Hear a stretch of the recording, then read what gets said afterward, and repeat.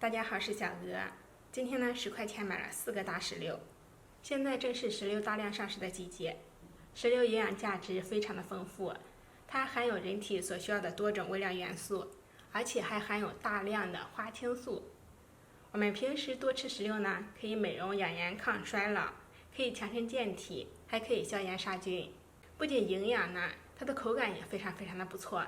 但是虽然好吃，石榴所存在着一个问题，那就是剥石榴籽的时候非常的麻烦。用这种方法剥呢，真的非常的慢。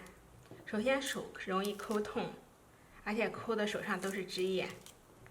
石榴呢也总容易抠破，剥了半天才能剥上一个，然后吃起来真的非常的不过瘾，太麻烦了。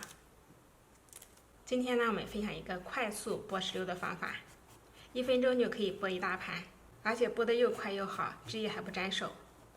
我们先用刀把底部给它切开，切好之后的状态是石榴籽全部都露出来了。如果你仔细看，就会发现石榴被中间的一条薄膜给分成了几等份，1份、2份、3份、4份、5份、6份、7份。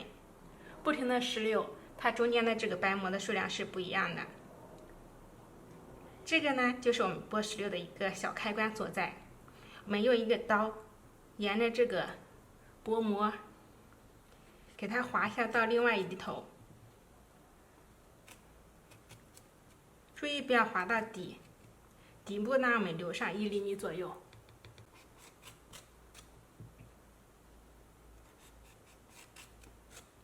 全部划好之后呢，我们给它轻轻的掰开，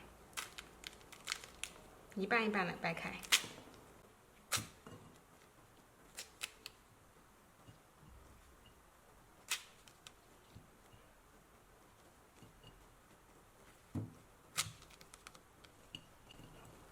我们看一下石榴中间，都是有一张这样的白膜把它隔开的。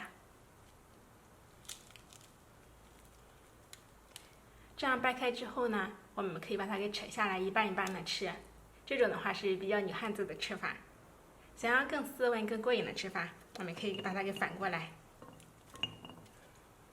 用擀面杖这样敲一下，石榴籽就会轻松的脱落了。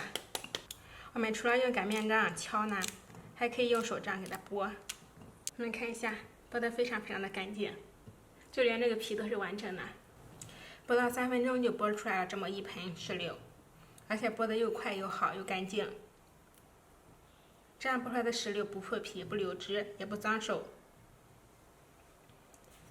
这样一口一口的吃，吃起来真的非常的过瘾。喜欢吃石榴的朋友，赶紧试一下吧。